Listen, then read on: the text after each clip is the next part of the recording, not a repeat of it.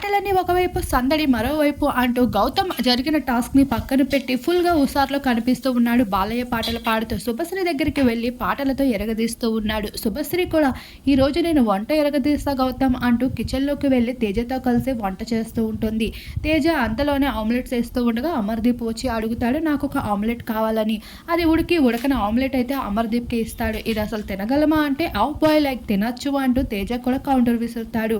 మరొక వైపు కాఫీ తాగుతూ ఉంటారు సందీప్, ప్రియాంకలు. ఇంకొక వైపు గౌతమ్‌లో ఆనందం ఏమాత్రం తగ్గలేదు. మళ్ళీ బాలయ్య పాటలు పాడుతూ శుభశ్రీ దగ్గర రెచ్చిపోతూ ఉంటాడు. అంతలోనే శివాజీకి శుభశ్రీ అడుగుతుంది ఏంటి గౌతమ్‌కి ఏమైంది అని.